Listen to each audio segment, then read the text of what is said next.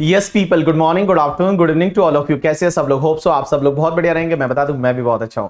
तो इंटरमीडिएट के revision lecture की सीरीज में आज हम रिवाइज करने वाले एक टॉपिक जिसका नाम है इनकम फ्रॉम अदर सोर्सेज। बहुत ही फेवरेट टॉपिक है आपका। इससे रिलेटेड आपको एमसीक्यू में क्वेश्चन आ सकता है एज वेल एज जो टोटल इनकम का क्वेश्चन आएगा फर्स्ट वाला, उसमें एक आधा एडजस्टमेंट है वो इससे रहेगा। एज वेल एज ऐसा भी हो सकता है कभी 4 से 5 मार्क का अलग से सेपरेट क्वेश्चन आपको इनकम फ्रॉम अदर सोर्सेज से मिल सकता है। तो क्वेश्चन ही आता है इनकम फ्रॉम अदर सोर्सेज में कौन सी इनकम टैक्सेबल होती है।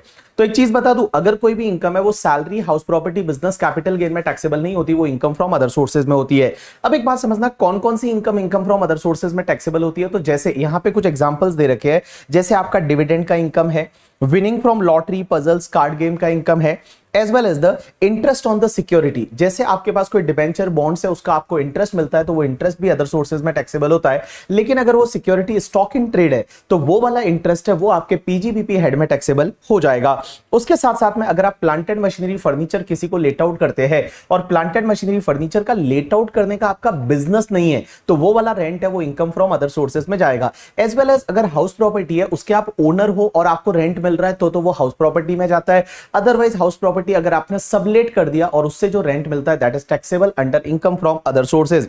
उसके साथ साथ में अगर मान लो कीमैन इंश्योरेंस पॉलिसी से आपको कोई पैसा मिलता है और अगर आप एम्प्लॉय नहीं हो, अगर आप एम्प्लॉय हो और कीमैन इंश्योरेंस पॉलिसी से पैसा मिलता है तो वो सैलरी हेड में जाता है। अगर आप बिजनेसमैन हो तो वो पीजीबीपी हेड में जाता है। अगर मान लो सैलरी पीजीबीपी में नहीं जा रहा है तो कीमैन इंश्योरेंस पॉलिसी से जो भी पैसा मिलेगा वो इनकम फ्रॉम अदर सोर्सेज में जाएगा। एज वेल एज एक चीज ध्यान रखना, अगर आपका कोई भी कंपनसेशन मिलता है कंपल्सरी एक्विजिशन ऑफ प्रॉपर्टी पे और लेट कंपनसेशन मिलता है, तो कंपनसेशन तो कैपिटल गेन में जाता है, लेकिन लेट कंपनसेशन पे जो इंटरेस्ट मिलेगा that interest is taxable under income from other sources, वो इनकम फ्रॉम अदर सोर्सेज में चला जाएगा। उसके साथ साथ में अगर आपको फैमिली पेंशन का पैसा मिलता है, फैमिली पेंशन क्या होता है कि किसी पर्सन की डेथ के बाद उसके घर वालों को जो पेंशन मिलती है that is called family pension. तो फैमिली पेंशन में कुछ भी पैसा मिलता है taxable under income from other sources. उसके बाद में अगर आपने कोई बैंक में एफडी कराया, बैंक में आपका अकाउंट है, उससे इंटरेस्ट मिलता है, किसी को लोन दिया उसका जो इंटरेस्ट मिलेगा, या फिर आपको इनकम टैक्स रिफंड पे इंटरेस्ट मिलता है that is taxable under income from other sources. Royalty का इनकम है, एग्रीकल्चर इनकम है, director sitting fees as well as salary of MP, MLA, MLC है, वो आपके लिए अदर सोर्सेज में टैक्सेबल हो जाता है। अब एक बात समझना, सबसे मेजर इंपॉर्टेंट पार्ट आता है यहां पे that is taxation of gift. Sir gift के केस में कैसे टैक्स लगेगा? तो हमेशा ध्यान रखना, अगर कोई एम्प्लॉय को एम्प्लॉयर से गिफ्ट मिलता है, एम्प्लॉय को एम्प्लॉयर से गिफ्ट मिलता है, then that gift is always taxable under the head salary. अगर वो मनी में मिला तो पूरा टैक्सेबल कर दो, लेकिन अगर वो इन काइंड है और लेस देन 5000 है तो एग्जेम्प्ट होता है, लेकिन 5000 या उससे ज्यादा है then it is taxable under the head salary, salary में टैक्सेबल होता है। उसके बाद में अगर आपको कोई भी गिफ्ट है, बेनिफिट है, परक्यूजिट है जो बिजनेस या प्रोफेशन की वजह से मिल जाता है, आप बिजनेस करते हो, प्रोफेशन करते हो, डेटर से, क्रेडिटर से, आपके कस्टमर से, आपके क्लाइंट से आपको अगर कोई गिफ्ट मिलता है then it is taxable under the head PGBP, वो आपके पीजीबीपी में टैक्सेबल हो जाता है। लेकिन बाकी वाले गिफ्ट का क्या होगा? तो बाकी जो गिफ्ट है वो इनकम फ्रॉम अदर सोर्सेज में आते हैं, और इनकम फ्रॉम अदर सोर्सेज में एक सेक्शन आती है 56(2)(10) करके। सेक्शन 56(2)(10) क्या बोलती है कि अगर आपको किसी से गिफ्ट मिलता है, किसी भी पर्सन से गिफ्ट मिलता है, या कोई असेट है वो आप एक्वायर करते हो लो कंसिडरेशन से, तो यहां पे सेक्शन 56(2)(10) लगती है। और ये 56(2)(10) है वो कब से एप्लीकेबल है? 1 अप्रैल 2017 से। सो 1 अप्रैल 2017 से ये सेक्शन है। अब एक बात समझना, ये सेक्शन क्या बोलती है? ये सेक्शन बोलती है कि अगर मान लो आप मिस्टर आईडी हटला आईटीसी में आते हो और आपको कोई गिफ्ट मिला तो सेक्शन 56(2)(10) लगेगा ही नहीं, और वो पूरा एग्जेम्प्ट हो जाएगा, आपके हाथ में टैक्सेबल नहीं होगा। अगर आप क्या हो? मिस्टर आईडी हटला आईटीसी में आते हो। अब आप बोलोगे मिस्टर आईडी हटला आईटीसी का मतलब क्या होता है? तो मिस्टर आईडी हटला आईटीसी मींस अगर आपको कोई भी गिफ्ट है आपकी मैरिज पे मिलता है, या फिर आर का मतलब आपको अपने रिलेटिव से मिलता है, आई का मतलब आपको इनहेरिटेंस में मिलता है, डी का मतलब इन कंटेम्पलेशन ऑफ डेथ मिलता है, मींस डेथ के टाइम पे जो पर्सन रहता है ना वो किसी को गिफ्ट करता है, that is called in contemplation of death. अगर आपको कोई गिफ्ट मिलता है, या फिर आपको किसी हॉस्पिटल या मेडिकल इंस्टीट्यूशन से मिलता है, या किसी यूनिवर्सिटी एजुकेशनल इंस्टीट्यूशन से मिलता है, या फिर फ्रॉम और बाय एनी ट्रस्ट को मिलता है, मींस जो चैरिटेबल रिलीजियस ट्रस्ट जो एनजीओ होते हैं, एनजीओ को गिफ्ट मिलता है या एनजीओ से आपको गिफ्ट मिलता है, तो उस पर टैक्स नहीं लगेगा। एज वेल एज अगर आपको किसी लोकल अथॉरिटी से मिलता है तो भी टैक्स नहीं लगेगा। अब एक और चीज समझना, अगर कोई इंडिविजुअल है और वो इंडिविजुअल ने किसी ट्रस्ट को गिफ्ट दिया, प्राइवेट ट्रस्ट को, और वो ट्रस्ट उस इंडिविजुअल के रिलेटिव के बेनिफिट के लिए बनाया गया है, मैंने क्या बोला कि अगर कोई इंडिविजुअल है, उसने एक प्राइवेट ट्रस्ट बनाया और उस ट्रस्ट को गिफ्ट किया और वो ट्रस्ट उस इंडिविजुअल के रिलेटिव के बेनिफिट के लिए बनाया गया है, तो उस पर्टिकुलर केस में उस ट्रस्ट के हाथ में भी कोई भी टैक्स गिफ्ट पे नहीं लगेगा। उसके बाद टी का मतलब होता है कि देखो यहां पे ऊपर क्या लिखा था कि आपको किसी हॉस्पिटल से मिला, यूनिवर्सिटी से मिला, ट्रस्ट से मिला तो टैक्स नहीं लगेगा। लेकिन अगर हॉस्पिटल को मिला, यूनिवर्सिटी को मिला, ट्रस्ट को मिला, जो कि सेक्शन 1023C में रजिस्टर्ड होते हैं, तो उस पर भी टैक्स कोई भी नहीं लगता। अब एक और चीज समझना, अपन ने सेक्शन 47 जो कि कैपिटल गेन में था, वहां पे कुछ ऐसे ट्रांजैक्शन पड़े थे जिसपे टैक्स नहीं लगता, जैसे एचयूएफ का पार्टीशन हो जाता है और मेंबर को असेट मिल जाती है, या फिर 100% होल्डिंग सब्सिडरी के बीच में अगर असेट ट्रांसफर होती है, या अमलगमेशन डीमर्जर होता है, तो उस पर कोई भी टैक्स ट्रांसफर के हाथ में नहीं लगता। लेकिन क्वेश्चन ये आता है कि रिसीवर के हाथ में क्या आईएफओएस में टैक्स लगेगा? आंसर इज नो, रिसीवर के हाथ में भी आईएफओएस में टैक्स नहीं लगेगा। तो ये तुम्हारे मिस्टर आईटी हटला आईटीसी में आएगा। तो देखिए मैंने क्या बोला, समझने की कोशिश करना। सबसे पहले यहां पे अगर गिफ्ट है वो रिसीव्ड होता है, असेट एक्वायर्ड करते हैं लो कंसिडरेशन पे। अगर आप मिस्टर आईटी हटला आईटीसी में आते हो तो सेक्शन 56(2)(10) नहीं लगेगा, आपको कोई भी टैक्स नहीं लगेगा, ये पूरा एग्जेम्प्ट है। बट मिस्टर आईटी हटला आईटीसी का मतलब क्या होता है? एम का मतलब मैरिज, आर का मतलब रिलेटिव, आई का मतलब इनहेरिटेंस, डी का मतलब इन कंटेम्पलेशन ऑफ डेथ, एच का मतलब फ्रॉम हॉस्पिटल, यू का मतलब फ्रॉम यूनिवर्सिटी, टी का मतलब बाय और फ्रॉम ट्रस्ट, एंड एलए का मतलब लोकल अथॉरिटी। आईटीसी का मतलब क्या है? सबसे पहले कि अगर कोई इंडिविजुअल ने किसी ट्रस्ट को दिया और वो ट्रस्ट उस इंडिविजुअल के रिलेटिव के बेनिफिट के लिए बनाया है, तो उस ट्रस्ट के हाथ में कुछ भी टैक्स नहीं लगेगा।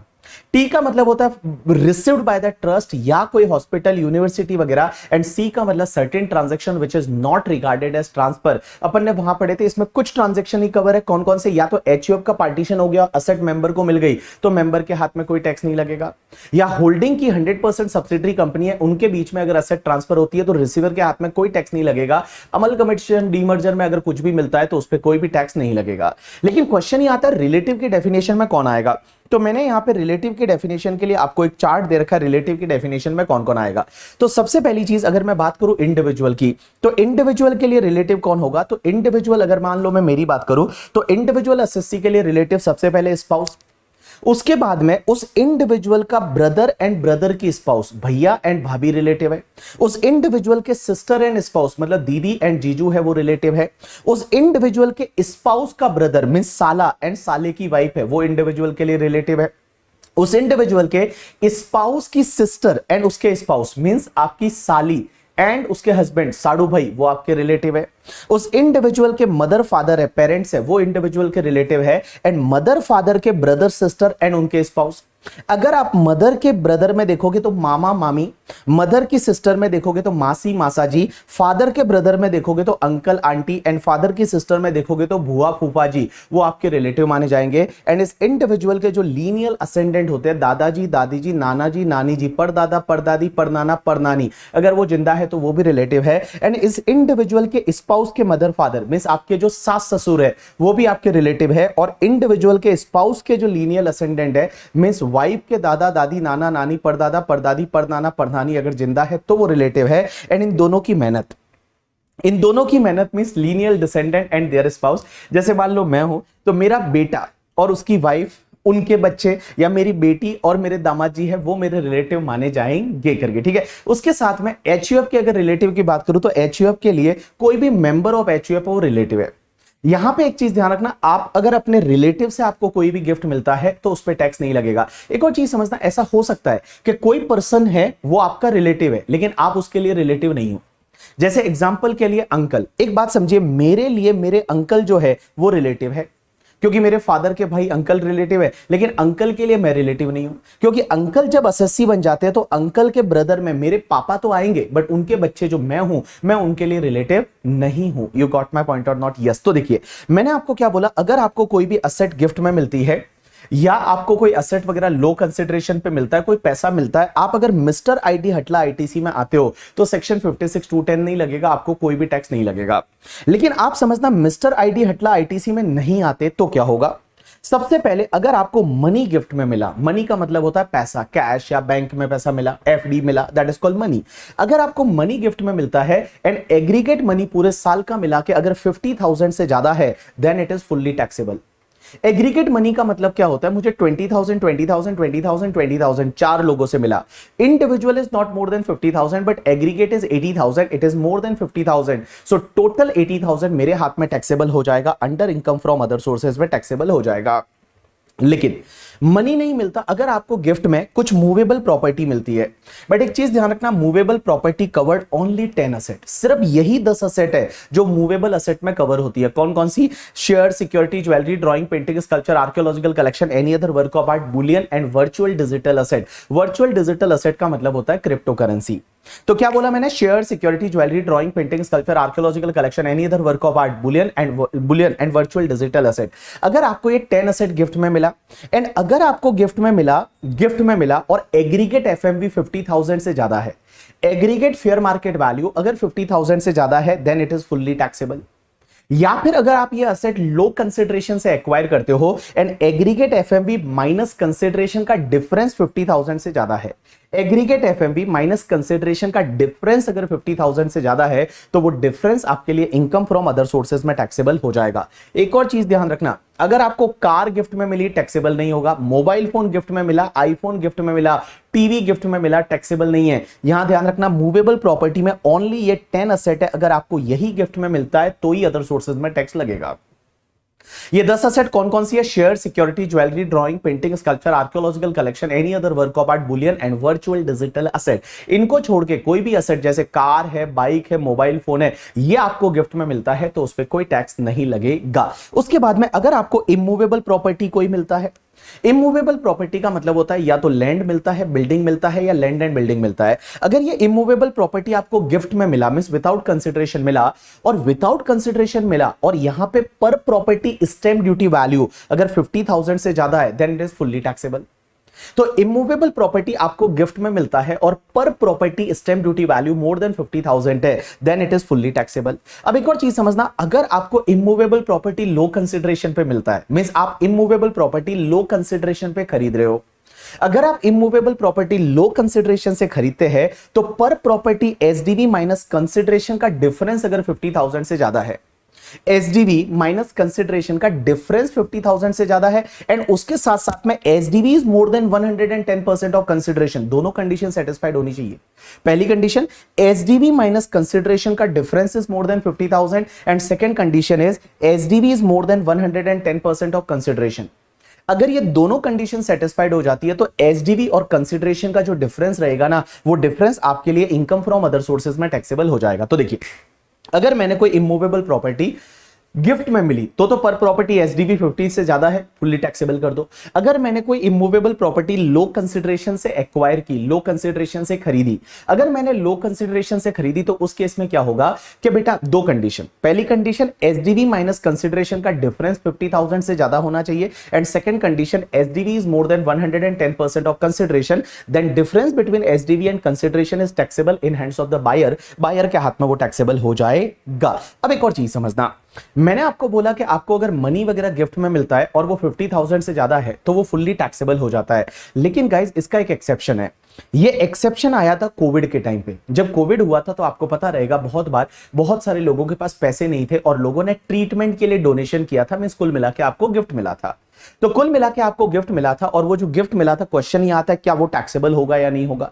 तो यहां पे सेक्शन 56(2)(10) है, वो नहीं लगेगी दो केसेस में। सबसे पहला, अगर आपको पैसा मिल रहा है किसी इंडिविजुअल को, किसी भी पर्सन से मिला है for expenditure actually incurred on treatment of covid related illness of him और एनी फैमिली मेंबर।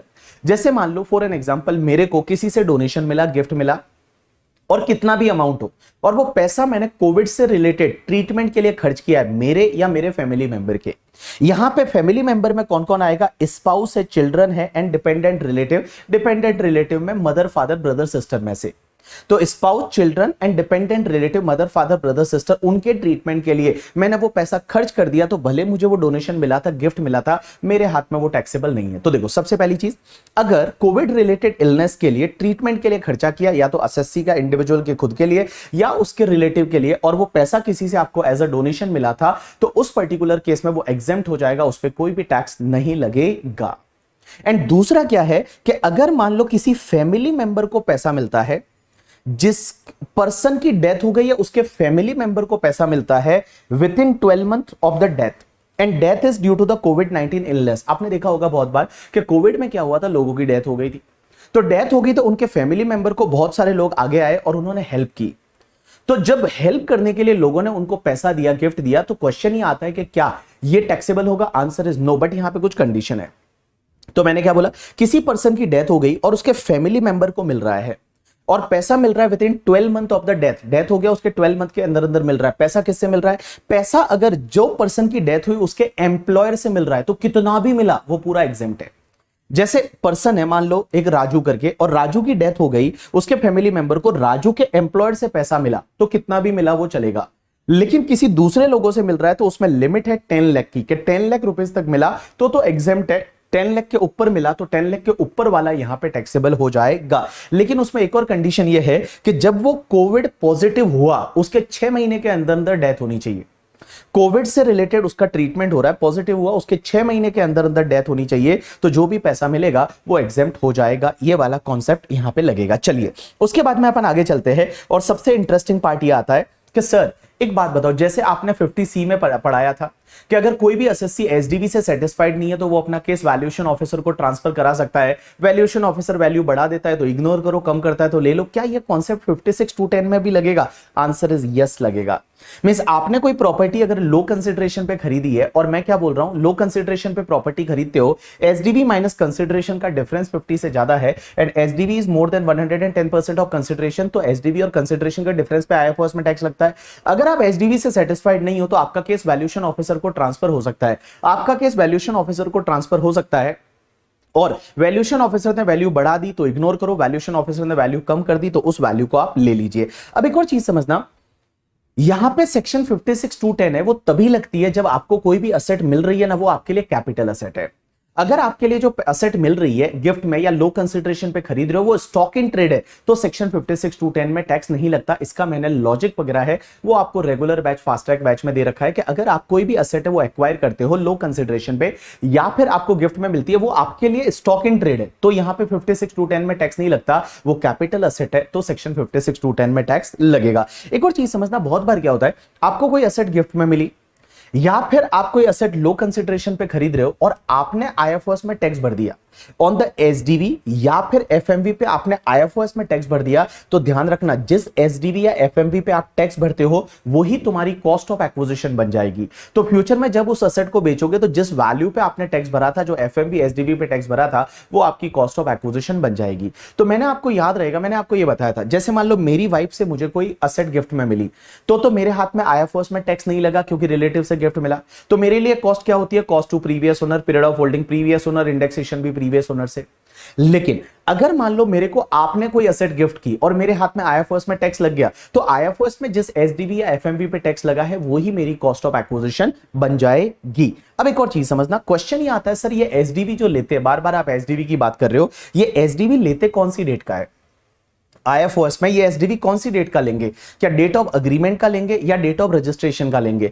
तो लॉ मेकर्स बोलते हैं कि नॉर्मली तो देखो रजिस्ट्रेशन की डेट का लेना चाहिए, क्योंकि स्टैंप ड्यूटी पे कब करते हैं? रजिस्ट्रेशन की डेट को करते हैं, तो नॉर्मली एसडीवी रजिस्ट्रेशन की डेट का लेना चाहिए। लेकिन अगर date of registration and date of agreement अलग अलग है, date of registration and date of agreement अलग अलग है, तो आप अग्रीमेंट की डेट का एसडीवी ले सकते हैं अगर अग्रीमेंट की डेट या उससे पहले पहले आपने कुछ ना कुछ पेमेंट कर दिया है by account pay cheque, account पे डिमांड ड्राफ्ट या any mode of electronic clearing system. Any mode of electronic clearing system में क्या आएगा? एनईएफटी, आरटीजीएस, आईएमपीएस, भीम UPI, credit card, debit card and QR code, ये तुम्हारा आएगा। तो देखो मैंने क्या बोला, नॉर्मली रजिस्ट्रेशन की डेट का एसडीवी लेना, लेकिन date of registration, date of agreement अलग अलग है, तो आप अग्रीमेंट की डेट का एसडीवी ले सकते हैं अगर अग्रीमेंट की डेट या उससे पहले पहले आपने कुछ ना कुछ पेमेंट कर दिया है by account pay cheque, account पे डिमांड ड्राफ्ट या any mode of electronic clearing system. Done. तो यहां पे सेक्शन 56(2)(10) का डिस्कशन खत्म हो जाता है।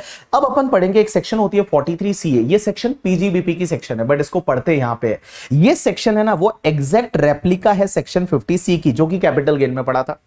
सेक्शन 50C क्या बोलता था कि अगर आप इमूवेबल प्रॉपर्टी ट्रांसफर करते हो एंड अगर आपका एसडीवी कंसिडरेशन के 110% से ज्यादा है तो SDV full value of consideration capital gain में माना जाता था। सेम ऐसे का ऐसे ये वाला सेक्शन जो है ये पीजीबीपी के लिए है, इसका मतलब ये सेक्शन बिल्डर के लिए है। ये सेक्शन बोलता है कि अगर आपका कोई इमूवेबल प्रॉपर्टी है और वो immovable property stock in trade है, और इमूवेबल प्रॉपर्टी आप अगर ट्रांसफर कर देते हो और इमूवेबल प्रॉपर्टी का एसडीवी कंसिडरेशन के 110% से ज्यादा है, इमूवेबल प्रॉपर्टी का जो एसडीवी है वो कंसिडरेशन के 110% से ज्यादा है, तो जो भी एसडीवी रहेगा वही आपका फुल वैल्यू ऑफ कंसिडरेशन रहेगा फॉर कंप्यूटिंग द पीजीबीपी का इनकम। जैसे एक बिल्डर है, बिल्डर ने क्या किया, एक फ्लैट बेचा, उसका कंसिडरेशन है वो 50 लाख है, लेकिन एसडीवी है वो 70 लाख है, तो यहां पे पीजीबीपी का इनकम निकालने के लिए एसडीवी 70 लाख है, वो सेल वैल्यू लेना पड़ेगा। अब एक और चीज समझना, अगर बिल्डर एसडीवी से सेटिस्फाइड नहीं है तो क्या उसका केस वैल्यूएशन ऑफिसर को ट्रांसफर हो सकता है? बिल्कुल हो सकता है, वैल्यूएशन ऑफिसर को ट्रांसफर हो सकता है। वैल्यूएशन ऑफिसर ने वैल्यू कम कर दी तो कम वाली ले लो, बढ़ा दी तो वैल्यूएशन ऑफिसर की वैल्यू को इग्नोर कर दो। यहां पे क्वेश्चन ये आता है कि सर कौन सी डेट का एसडीवी लेना, तो सेम वही कॉन्सेप्ट कि normally date of registration, but date of registration date of agreement अलग अलग है, तो आप अग्रीमेंट की डेट का एसडीवी ले सकते हैं। अग्रीमेंट की डेट या उससे पहले पहले आपको कुछ ना कुछ उस बिल्डर को पैसा मिल गया हो, by account payee cheque, account पे demand draft, any mode of electronic clearing system through bank account और any other electronic mode. Electronic mode का मतलब होता है आपका debit card, credit card, NEFT, RTGS, IMPS, भीम यूपीआई एंड क्यूआर कोड। उसके बाद में एक सेक्शन आती है 5627B करके। ये सेक्शन ये बोलती है, पहली चीज तो ये सेक्शन क्लोजली हेल्ड कंपनी पे लगती है, अनलिस्टेड कंपनी। अगर अनलिस्टेड कंपनी क्या करती है, अपने शेयर इशू कर रही है प्रीमियम पे, मींस अगर कोई शेयर है उसका फेस वैल्यू जो है वो मान लो 10 रुपीज है, उसकी अगर आप फेयर मार्केट वैल्यू देखो वो 15 रुपीज है, मींस उसकी औकात है वो 15 रुपीज की है, लेकिन वो कंपनी क्या करती है, वो शेयर को इशू करती है 100 रुपीज पे। जैसे स्टार्टअप वगैरह ऐसा करते हैं कि शेयर को इशू किया 100 रुपीज पे किया, तो देखिए यहां पे शेयर जो इशू हो रहा है वो प्रीमियम पे हो रहा है, answer is yes, share issue हो रहा है वो प्रीमियम पे हो रहा है। तो जब शेयर प्रीमियम पे इशू हो रहा है, इशू प्राइस है वो प्रीमियम है, आपके फेस वैल्यू से ज्यादा है, तो लॉ मेकर्स बोलते हैं कि जो इशू प्राइस और एफएमबी का डिफरेंस रहेगा ना, issue price minus fair market value of that share, ये 85 रुपीज है, ये कंपनी के हाथ में इनकम फ्रॉम अदर सोर्सेज में टैक्सेबल हो जाएगा। तो ये सेक्शन क्या बोलती है कि अगर कोई क्लोजली हेल्ड कंपनी है वो अपने शेयर प्रीमियम पे इशू करती है, तो issue price minus fair market value का डिफरेंस है, that is taxable under income from other sources. अब एक और सेक्शन होती है, दैट इज द सेक्शन 56(2)(11) करके। ये सेक्शन ये बोलती है कि अगर मान लो आपका कोई जॉब था और जॉब का कोई टर्मिनेशन हो जाता है। अब एक बात समझना, जॉब का टर्मिनेशन हो जाता है, जैसे रिटायरमेंट वगैरह टर्मिनेट हो जाता है, तो टर्मिनेट होता है और आपको कुछ पैसा मिलता है तो एम्प्लॉयड से मिलता है तो सैलरी में टैक्सेबल होगा, लेकिन आपको कहीं और से पैसा मिलता है, then it is taxable under income from other sources. जैसे मान लो एक बंदा है, उसका जॉब था, उसने जॉब का इंश्योरेंस कराया। अब मान लो जॉब का इंश्योरेंस कराया कि भाई जॉब ना चली जाए, और मान लो जॉब चली गई, तो जॉब चली गई तो इंश्योरेंस कंपनी उसको टर्मिनेशन पे कुछ भी पैसा देगी, that is taxable under income from other sources, वो इनकम फ्रॉम अदर सोर्सेज में टैक्सेबल हो जाएगा। अब एक बात समझना, एक सेक्शन होती है 57, वो बोलती है कि कुछ खर्चों का डिडक्शन आपको अदर सोर्सेज में मिलेगा। पहली चीज तो अगर आप ध्यान रखना, डिविडेंड की जो इनकम है ना, and income from UTI mutual fund की जो इनकम होती है, तो यूटीआई म्यूचुअल फंड से जो इनकम मिलती है या फिर आपको शेयर्स पे डिविडेंड मिलता है, वो डिविडेंड के सामने और income from UTI mutual fund उसके सामने आपको एक ही खर्चे का डिडक्शन मिलेगा, इंटरेस्ट का, जो आपने लोन लिया था इन्वेस्ट करने के लिए शेयर्स में या यूटीआई म्यूचुअल फंड में, और किसी भी खर्चे का डिडक्शन नहीं मिलेगा। और वो डिडक्शन भी कितना मिलेगा, up to 20% of the dividend और income from UTI mutual fund. जैसे मैं एक एग्जांपल लेता हूं, मैंने क्या किया, मान लो आईटीसी एक कंपनी है, उसके शेयर में इन्वेस्ट किया, उससे मुझे 1 लाख रुपीस का डिविडेंड मिला, लेकिन पैसा जो मैंने लाया था इन्वेस्ट करने के लिए वो मैंने लोन लिया था, तो मैंने लोन लिया, उसका इंटरेस्ट मान लो 30,000 है, तो मेरे को डिविडेंड मिला 1 लाख है, इंटरेस्ट है वो 30,000, क्या पूरा 30,000 लेस कर सकता हूं? ना बाबू, up to 20% of the dividend. तो डिविडेंड का 20% 20,000 होगा, तो बेटा 80,000 मेरा नेट डिविडेंड है वो टैक्सेबल हो जाएगा। अब एक और चीज समझना, अगर आपको फैमिली पेंशन मिलती है, तो किसी भी पर्सन को फैमिली पेंशन मिलती है तो उसमें एक डिडक्शन मिलता है अंडर सेक्शन 57। वो डिडक्शन कितना मिलता है, 1/3 ऑफ द फैमिली पेंशन और 15,000 rupees per annum which ever is lower. तो जैसे फैमिली पेंशन 60,000 मिली, तो 60,000 का 1/3 कितना होगा, 20,000, और 15,000 लोअर कम्स टू 15,000, तो 15,000 का डिडक्शन ले लो, तो 60,000 फैमिली पेंशन में से 15,000 का डिडक्शन मिल गया, तो remaining 45,000 is going to be taxable under income from other sources. अब एक और चीज समझना, फैमिली पेंशन है उस पे वो टैक्सेबल होती है और उस पर डिडक्शन इतना मिलेगा, लेकिन ध्यान रखना 2 केसेस में फैमिली पेंशन पूरी एग्जेम्प्ट है।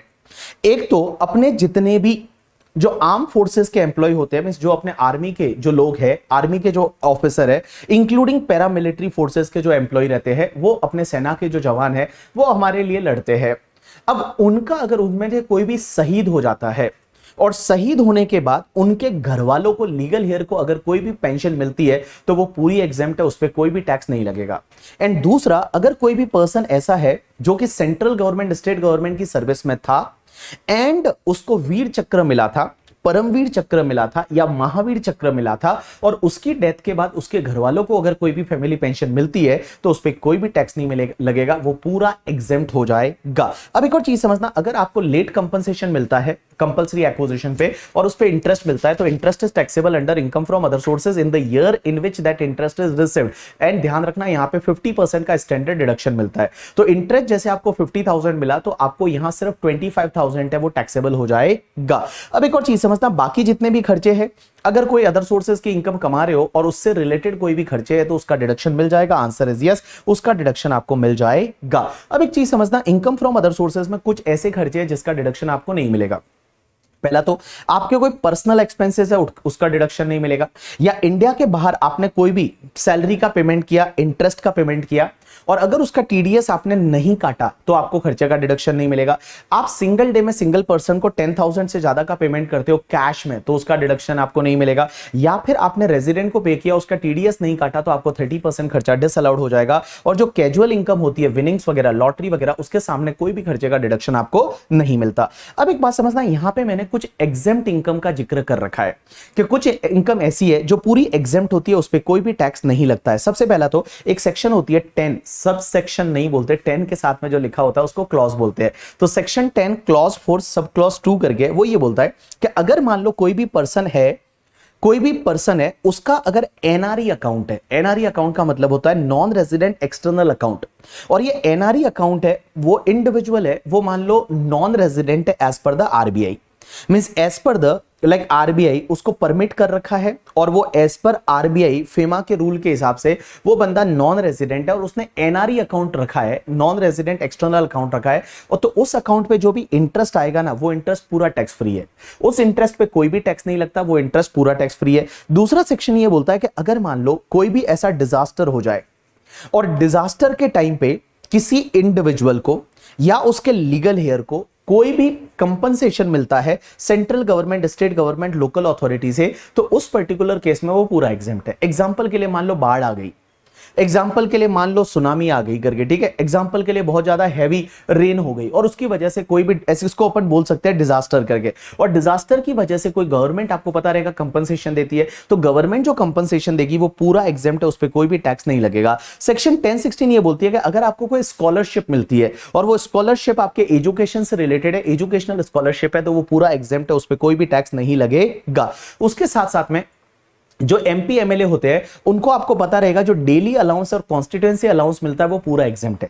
तो डेली अलाउंस और कॉन्स्टिट्यूएंसी अलाउंस मिलता है वो एग्जेम्प्ट है, सैलरी मिलता है वो टैक्सेबल होगा अदर सोर्सेज में, but daily allowance and constituency allowance पूरा एग्जेम्प्ट है। सेक्शन 1017A ये बोलता है कि अगर मान लो कोई भी आपको अवार्ड मिलता है, अवार्ड का मतलब आपको गवर्नमेंट से कोई अवार्ड मिलता है कैश में या इन काइंड में, वो पूरा एग्जेम्प्ट है अगर गवर्नमेंट से मिला है तो। एग्जांपल के लिए जो भारत रत्न मिलता है या फिर ऐसे कोई गैलेंट्रीली अवार्ड वगैरह मिलते हैं तो वो पूरे एग्जेम्प्ट है, उस पर कोई भी टैक्स नहीं लगेगा, भले उसमें पैसा मिल रहा है तो भी टैक्स नहीं लगेगा। उसके साथ में आपका post office saving bank account है, तो ध्यान रखना post office saving bank account पे आपको जो इंटरेस्ट मिलता है वो एग्जेम्प्ट है। एग्जेम्प्ट कितना है, अगर आपका सिंगल नाम पे post office saving bank account है तो हर साल आपको 3,500 in case of the single individual account के केस में 3,500 तक का इंटरेस्ट एग्जेम्प्ट है। एंड गाइस अगर जॉइंट अकाउंट है तो 7,000 in case of joint account है वो एग्जेम्प्ट है ड्यू टू सेक्शन 1015। अब एक और चीज समझना, पीपीएफ का जो इंटरेस्ट होता है ना, पब्लिक प्रोविडेंट फंड का इंटरेस्ट, वो भी एग्जेम्प्ट है, उस पर कोई टैक्स नहीं लगता। एक बात बताओ, मैंने यहां पे आपको पोस्ट ऑफिस सेविंग बैंक की बात की, तो पोस्ट ऑफिस सेविंग बैंक के केस में एक चीज याद रखना,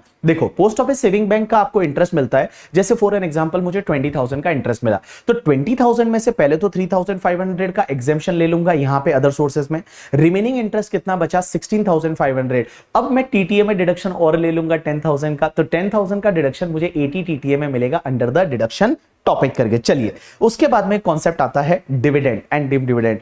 अब डिविडेंड जो है देखो तीन तरह की कंपनी होती है, एक होती है इंडियन कंपनी, एक होती है फॉरेन कंपनी, एक होती है डोमेस्टिक कंपनी। इंडियन कंपनी किसको बोलते हैं? जो इंडिया में इनकॉर्पोरेट हुई है वो इंडियन कंपनी। फॉरेन कंपनी किसको बोलेंगे? जो फॉरेन में इनकॉर्पोरेट हुई है उसको फॉरेन कंपनी। डोमेस्टिक कंपनी किसको बोलते हैं? All Indian companies are domestic companies. मतलब जितनी भी तुम्हारी इंडियन कंपनीज है वो सब डोमेस्टिक कंपनी है, लेकिन एक ध्यान रखना, फॉरेन कंपनी भी डोमेस्टिक कंपनी बन जाएगी अगर फॉरेन कंपनी ने इंडिया में कोई प्रिस्क्राइब अरेंजमेंट किए हैं डिविडेंड डिस्ट्रीब्यूशन के। वो प्रिस्क्राइब अरेंजमेंट क्या होते हैं? जैसे इंडिया में उनको शेयर होल्डर रजिस्टर रखना पड़ता है, इंडिया में ही उनको डिविडेंड देना पड़ता है करके, ठीक है। तो ऐसे कुछ प्रिस्क्राइब अरेंजमेंट है, तो फॉरेन कंपनी अगर इंडिया में ऐसे प्रिस्क्राइब अरेंजमेंट कर लेती है तो वो भी तुम्हारी डोमेस्टिक कंपनी की कैटेगरी में आ जाएगी। अब देखो डिविडेंड टैक्सेबल कब होता है, तो मैं बता दूं डिविडेंड है वो शेयर होल्डर के हाथ में टैक्सेबल होगा। कौन से ईयर में होगा? तो देखो फाइनल डिविडेंड जो होता है ना वो तो टैक्सेबल उस ईयर में होता है जिस ईयर में वो एजीएम में डिक्लेयर होता है। तो एनुअल जनरल मीटिंग में जिस ईयर में कंपनी ने डिक्लेयर किया उस ईयर में शेयर होल्डर के हाथ में वो टैक्सेबल हो जाएगा। लेकिन जो डीम डिविडेंड होता है वो जिस ईयर में डिस्ट्रीब्यूट किया जाता है, पेड किया जाता है, उस ईयर में टैक्सेबल होगा। एंड इंटरिम डिविडेंड है जिस ईयर में रिसीव्ड होता है शेयर होल्डर को, उस ईयर में टैक्सेबल हो जाएगा। अब एक बात समझना, डिविडेंड के साथ साथ में कुछ डीम डिविडेंड भी होते हैं। डीम डिविडेंड क्या होता है? जो देख के लगता है कि ये डिविडेंड नहीं है बट ये डिविडेंड माना जाएगा। सबसे पहला अगर 222A की बात कर रहा हूं, 222A फॉर असेट याद रखोगे। अगर कोई कंपनी क्या करती है, अपने शेयर होल्डर को असेट दे देती है, डिविडेंड की जगह असेट दे देती है, तो असेट दे देती है तो वो भी डीम डिविडेंड माना जाएगा to the extent accumulated profit of the company whether capitalised और नॉट। जैसे फॉर एन एग्जांपल एक कंपनी है, उसने क्या किया कि लाइक 10 लाख की असेट दे दी और उसका 8 लाख का एक्यूमुलेटेड प्रॉफिट है, मींस उनका रिजर्व एंड सरप्लस 8 लाख है, तो ये 8 लाख रुपीस है वो डीम डिविडेंड माना जाएगा शेयर होल्डर के हाथ में and it is taxable under income from other sources. तो 222A क्या बोलती है कि अगर कोई कंपनी अपने शेयर होल्डर को क्या करती है, असेट दे देती है, तो वो असेट डीम डिविडेंड माना जाएगा। असेट की फेयर मार्केट वैल्यू वो डीम डिविडेंड माना जाएगा but to the extent accumulated profit of the company whether capitalise और नॉट। लेकिन एक चीज ध्यान रखना, अगर मान लो कोई भी कंपनी है वो बोनस शेयर देती है, तो बोनस शेयर देती है तो उसमें शेयर होल्डर को कुछ फायदा नहीं होता है।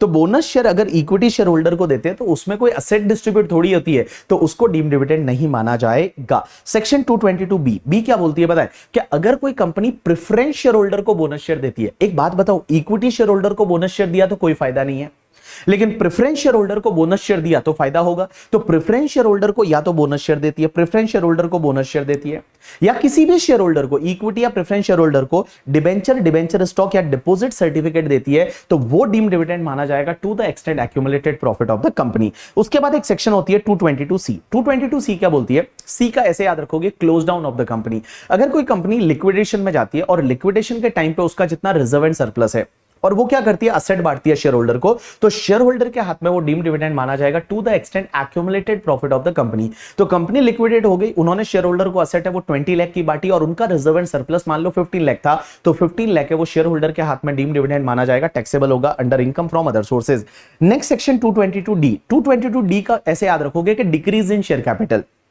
बहुत बार कंपनी क्या करती है कि एक शेयर की फेस वैल्यू है वो मान लो 10 था, अब उन्होंने क्या किया, वो शेयर का फेस वैल्यू 2 रुपया ला लिया और 8 रुपया शेयर होल्डर को डिस्ट्रीब्यूट कर दिया। तो डिक्रीज इन शेयर कैपिटल में शेयर कैपिटल को आप रिड्यूस करके और अगर शेयर होल्डर को कुछ पेमेंट कर देते हो तो वो डीम डिविडेंड माना जाएगा शेयर होल्डर के हाथ में to the extent accumulated profit of the company. अब एक बात समझना, डीम डिविडेंड की लास्ट सेक्शन होती है 222E और 222E सबसे इंटरेस्टिंग और ये आपको ध्यान देने की सेक्शन है। तो देखो अब क्वेश्चन ये आता है कि यहां पे 222E जो है एंड 222ABCD उसमें कुछ फर्क है।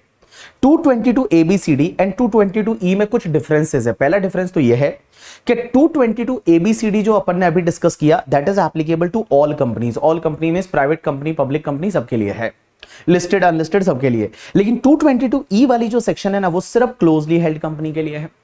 दूसरी चीज 222ABCD में जहां पे लिखा हुआ है कि जो अमाउंट दे रहे हो वो डीम डिविडेंड माना जाएगा to the extent accumulated profit of the company whether capitalise और नॉट। वेदर कैपिटलाइज और नॉट का मतलब होता है कि अगर मान लो आपने क्या किया कि कोई बोनस शेयर पहले इशू कर दिए तो आपका रिजर्व एंड सरप्लस तो खत्म हो गया, लेकिन जो बोनस शेयर इशू किया वो भी आपका रिजर्व एंड सरप्लस ही माना जाएगा, उसको एक्यूमुलेटेड प्रॉफिट में लेंगे और भैया वो डीम डिविडेंड के लिए कंसिडर होगा रिजर्व एंड सरप्लस में। भले आपका वो बोनस शेयर है रिजर्व एंड सरप्लस में बचा नहीं, आपने उसको कैपिटलाइज कर दिया बट तो भी उसको रिजर्व एंड सरप्लस में लेंगे for the purpose of 222ABCD। But 222E के लिए ऐसा नहीं है, 222E के लिए सिर्फ वर्ड यूज हुआ है एक्यूमुलेटेड प्रॉफिट करके, ठीक है। अब एक और चीज समझना, जब भी हम एक्यूमुलेटेड प्रॉफिट की बात करते हैं तो एक्यूमुलेटेड प्रॉफिट का मतलब इनकम टैक्स के हिसाब से नहीं, कंपनीज एक्ट के हिसाब से। कंपनीज एक्ट के हिसाब से ऐसे प्रॉफिट जिससे आप डिविडेंड दे सकते हो उसको अपन एक्यूमुलेटेड प्रॉफिट में कंसीडर करेंगे। और एक्यूमुलेटेड प्रॉफिट में ऐसे प्रॉफिट जो पीएनडल के थ्रू बने थे, जैसे रिजर्व, ऐसे रिजर्व जो पीएनडल के थ्रू बने थे उसको बोलेंगे एक्यूमुलेटेड प्रॉफिट। अब एक बात समझना, 222E क्या बोलती है कि अगर कोई क्लोजली हेल्ड कंपनी है, क्लोजली हेल्ड कंपनी का मतलब होता है unlisted company. Closely held company क्या करती है, अपने किसी शेयर होल्डर को, जिस शेयर होल्डर के पास 10% और मोर का वोटिंग पावर है, जिस शेयर होल्डर के पास 10% और मोर का वोटिंग पावर है, मींस इक्विटी शेयर होल्डिंग है, तो अगर कोई भी क्लोजली हेल्ड कंपनी है, किसी भी शेयर होल्डर को, जिस शेयर होल्डर के पास 10% और मोर का वोटिंग पावर है, उसको अगर कोई लोन एंड एडवांसेस देती है, कोई लोन एंड एडवांसेस देती है, तो उस पर्टिकुलर केस में वो लोन और एडवांसेस है वो शेयर होल्डर के हाथ में डीम्ड डिविडेंड बन जाएगा to the extend accumulated profit of the company. जैसे मेरी कंपनी है बीबी वर्चुअल्स प्राइवेट लिमिटेड। अब बीबी वर्चुअल्स प्राइवेट लिमिटेड ने क्या किया, यहां पे बीबी सर मेरे पास 10% या उससे ज्यादा का इक्विटी शेयर होल्डिंग है, मुझे अगर उन्होंने क्या किया, लोन दिया, तो मेरे हाथ में वो लोन डीम्ड डिविडेंड माना जाएगा to the extend accumulated profit of the company. अब एक चीज समझना, दूसरा पॉइंट, अगर मान लो ये क्लोजली हेल्ड कंपनी है, इसने लोन और एडवांसेस किसी कंपनी, फर्म, एओपीबीआई को दिया, किसी कंसर्न को दिया, और उस कंसर्न में इस शेयर होल्डर का सब्सटेंशियल इंटरेस्ट है at any time during the previous year. Substantial interest का मतलब होता है कि इस कंसर्न में अगर इस शेयर होल्डर का 20% और मोर का इक्विटी शेयर होल्डिंग है या 20% और मोर का पीएसआर है, तो उसको बोलेंगे सब्सटेंशियल इंटरेस्ट। तो उस पर्टिकुलर केस में भी वो शेयर होल्डर के हाथ में डीम्ड डिविडेंड माना जाएगा।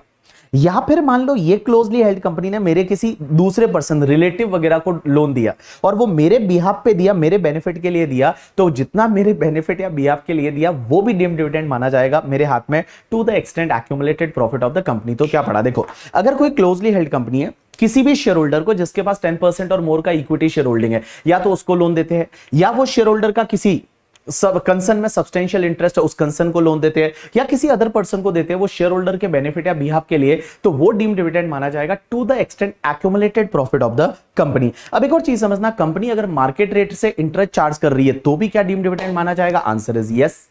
अगर मान लो यहां पे कंपनी जो है वो कंपनी को वापस से लोन रीपे कर दिया शेयर होल्डर ने, तो भी क्या वो डीम्ड डिविडेंड माना जाएगा? Answer is yes. लेकिन एक चीज समझना, यहां पे लोन और एडवांसेस दोनों वर्ड यूज हुए हैं, लेकिन एडवांसेस में जो ट्रेड एडवांस होते हैं उस पे डीम्ड डिविडेंड नहीं माना जाएगा। ट्रेड एडवांस का मतलब होता है जो नॉर्मल बिजनेस के लिए एडवांसेस वगैरह होते हैं, उसके केस में यहां पे बेटा डीम्ड डिविडेंड है वो नहीं माना जाएगा।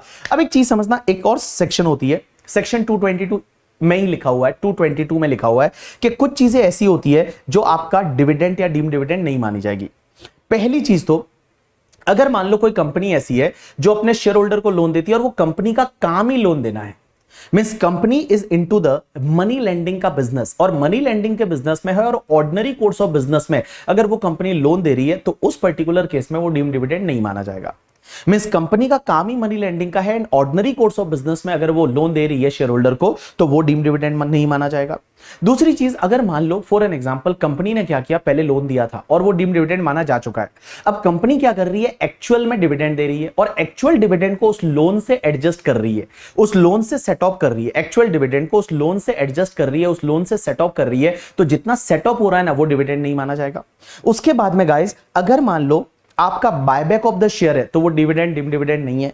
एक और चीज समझना, अगर मान लो जब डीमर्जर होता है, और डीमर्जर के केस में क्या होता है कि जो पुरानी कंपनी होती है डीमर्ज कंपनी, उसके शेयर होल्डर को resulting company free of cost share देती है, तो रिजल्टिंग कंपनी जो फ्री ऑफ कॉस्ट शेयर दे रही है वो डिविडेंड डीम्ड डिविडेंड नहीं माना जाएगा। एंड लास्ट पॉइंट 222C और 222D जो हमने पढ़ा, close down of the company, and 222D हमने पढ़ा reduction in the share capital. 222C and 222D है वो प्रेफरेंस शेयर होल्डर के केस में नहीं लगेगा। तो लिक्विडेशन के टाइम पे अगर प्रेफरेंस शेयर होल्डर को कोई भी पैसा दिया, असेट दिया, या फिर मान लो डिक्रीज इन शेयर कैपिटल करके प्रेफरेंस शेयर होल्डर को कुछ दिया, तो 222C 222D है वो नहीं लगेगा। अब एक और चीज समझना, अगर कोई भी एसएससी ऐसा है, individual HUF, AOP BOI, artificial juridical person, वो 115 बीएससी लेता है, तो उसको दो बेनिफिट नहीं मिलेंगे अदर सोर्सेज में। एक तो आपको पता रहेगा, जो मैंने अभी बताया था कि एमपी एमएलए होते हैं, उनको क्या होता है कि जो डेली और कॉन्स्टिट्यूएंसी अलाउंस का एग्जेम्पशन मिलता है वो एग्जेम्पशन नहीं मिलेगा। और दूसरा, जब भी अपन क्लबिंग में देखेंगे कि जब भी पेरेंट्स के हाथ में माइनर की इनकम जाती है ना, तो माइनर के हाथ में जब माइनर की इनकम पेरेंट्स के हाथ में जाती है, तो पेरेंट्स को हर बच्चे का 1500 पर एनम, ठीक है, पर एनम का एक एग्जेम्पशन मिलता है। जैसे मान लो मेरे बच्चे का इनकम मेरे हाथ में ऐड हो रहा है 20,000, तो उसमें से 1500 का एग्जेम्पशन मिल जाएगा अंडर सेक्शन 1032 का, एंड ओनली 18,500 टैक्सेबल होगा। बट ये एग्जेम्पशन नहीं मिलेगा अगर मैं 115 बीएससी लेता हूं तो 115 बीएससी लूंगा तो ये बेनिफिट नहीं मिलेगा। अब एक बात समझना, अदर सोर्सेज में एक छोटा सा अमेंडमेंट और है करके, ठीक है। अब आप बोलोगे कहां पे उसका फाइल मिलेगा, तो उसकी फाइल के लिए आपको कुछ नहीं करना, सीधा जाना है हमारी वेबसाइट पे, और हमारी वेबसाइट का नाम है bbvirtuals.com। तो जब आप bbvirtuals.com पे जाते हैं, वहां पे आप फ्री रिसोर्सेज में चले जाइए। फ्री रिसोर्सेज में यहां पे डाल रखा है CA inter amendment corrigendum of the compact May November 2024। तो यहां पे एक तो वो सैलरी वाला जो अमेंडमेंट है, जो मैंने उस रिविजन लेक्चर में भी नहीं कराया, यहां से आपको करना है सैलरी वाला करके, ठीक है। अब एक चीज समझना, सैलरी के बाद में यहां पे अदर सोर्सेज में कुछ अमेंडमेंट है जो मैं आपको यहां पे कराने वाला हूं। देखो, अदर सोर्सेज के अमेंडमेंट में यह है कि नॉर्मली क्या होता है, लाइफ इंश्योरेंस पॉलिसी का जो पैसा आपको मिलता है ना, लाइफ इंश्योरेंस पॉलिसी, जीवन बीमा करके, ठीक है। तो लाइफ इंश्योरेंस पॉलिसी का जो मैच्योरिटी रहता है, जो पैसा आपको मिलता है, वो पूरा एग्जेम्प्ट होता है, उस पर कोई भी टैक्स नहीं लगता, ड्यू टू सेक्शन 1010D से पूरा एग्जेम्प्ट है। लेकिन गाइस ध्यान रखना, 3 केसेस में वो टैक्सेबल है। कौन कौन से केसेस में टैक्सेबल है? सबसे पहला तो अगर आपको कीमैन इंश्योरेंस पॉलिसी का कोई भी पैसा मिलता है तो टैक्सेबल है। कीमैन इंश्योरेंस पॉलिसी का कोई भी पैसा मिलेगा वो टैक्सेबल है। दूसरा, अगर आपको कीमैन इंश्योरेंस पॉलिसी छोड़ो, अगर आपकी नॉर्मल इंश्योरेंस पॉलिसी है, लेकिन जब आपने प्रीमियम पे किया था, और प्रीमियम पे करते टाइम अगर आपने 20%, 10%, 15% की लिमिट क्रॉस की थी, आप बोलोगे लिमिट कहां दे रखा है? ये डिडक्शन टॉपिक में दे रखा है ना, एटीसी में। एटीसी में एक लिमिट है, पता है कि अगर आपने कोई पॉलिसी 1/4/2000 आपने कोई पॉलिसी 1/4/2012 से पहले ले रखी है, तो जो भी तुम्हारा प्रीमियम पे करते हो और पॉलिसी वैल्यू का 20% का एक लिमिट लगता है, उतना ही उस पर डिडक्शन मिलता है। अब अगर मान लो ये 20% की लिमिट क्रॉस कर दी तो मैच्योरिटी फिर टैक्सेबल हो जाएगी। दूसरा पॉइंट, अगर मान लो आप पॉलिसी 1/4/2012 के बाद में लेते हैं तो वहां लिमिट 10% की रहती है, और पॉलिसी 1/4/2013 के बाद में अगर किसी हैंडीकैप के लिए लेते हैं या कोई पर्सन ऐसा जो स्पेसिफाइड डिजीज से ग्रसित है उसके लिए लेते हैं, तो वहां पे लिमिट 15% की होती है। अगर आप ये पॉलिसी जो प्रीमियम पे करते हैं, प्रीमियम की लिमिट को अगर आपने क्रॉस कर दिया तो फिर मैच्योरिटी अमाउंट है वो आपके लिए टैक्सेबल होगा। अब एक और इंटरेस्टिंग चीज इन्होंने इस साल से डाली है, और दिस इज इंटरेस्टिंग, ये अमेंडमेंट है लॉ में, और आपका आरटीपी का जो पहला क्वेश्चन है वो इसी पे है। अब एक बात समझना, लॉ मेकर्स ये बोलते हैं कि अगर आपने कोई लाइफ इंश्योरेंस पॉलिसी लिया, प्रीमियम पे कर रहे हो, वो भी विद इन द लिमिट है, मींस 10%, 20%, 15% की लिमिट के अंदर है, लेकिन अगर आपने पॉलिसी 1/4/2023 के बाद में ली है, 1/4/2023 डेट को याद रखना पड़ेगा, 1 अप्रैल 2023 या उसके बाद में पॉलिसी ली, और किसी भी साल में आपका प्रीमियम 5 लाख से ज्यादा है, किसी भी साल में आपका प्रीमियम है वो 5 लाख से ज्यादा है, तो फिर मैच्योरिटी टैक्सेबल हो जाएगी। प्रीमियम है वो 5 लाख से ज्यादा है तो मैच्योरिटी टैक्सेबल हो जाएगी। तो मान लो मैंने क्या किया, इस साल में 23-24 में एक पॉलिसी लिया और उसका प्रीमियम 7 लाख पर एनम है, तो मैच्योरिटी होगा वो टैक्सेबल है, फिर मैच्योरिटी टैक्सेबल है। अब एक और चीज समझना, आपने क्या किया, 1/4/2023 या उसके बाद में आपने मल्टीपल पॉलिसी ले ली। मैंने मान लो फॉर एन एग्जांपल 4 पॉलिसीज ले ली, और हर पॉलिसी का प्रीमियम 3 लाख, 3 लाख, 3 लाख, 3 लाख, 3 लाख ऐसा है, तो टोटल प्रीमियम देखोगे तो 12 लाख हो गया। लेकिन मैं तो बोलूंगा इंडिविजुअल पॉलिसी का प्रीमियम थोड़े ही 5 लाख से ज्यादा है। लॉ मेकर्स बोलते हैं अगर ऐसा है तो उस पर्टिकुलर केस में क्या करेंगे पता है, कि अगर आपकी मल्टीपल पॉलिसी है तो जिसका premium aggregate up to 5 lakh है उस पर आप एग्जेम्पशन ले लोगे, और बाकी वाले का मैच्योरिटी टैक्सेबल होगा। जैसे मैंने 4 पॉलिसी ली और उसका प्रीमियम 3 लाख, 3 लाख, 3 लाख, 3 लाख है, ठीक है। अब एक बात समझना, पहला 3 लाख वाला जो है वो अप टू 5 लाख में आ रहा है, उस पे आप एग्जेम्पशन ले लो। अब दूसरे पे एग्जेम्पशन लोगे तो टोटल प्रीमियम 6 लाख हो जाएगा ना, नहीं, दूसरे, तीसरे, चौथे, मतलब लास्ट 3 पॉलिसी है उसका एग्जेम्पशन नहीं मिलेगा, बट एक पॉलिसी पे आप एग्जेम्पशन ले सकते हैं।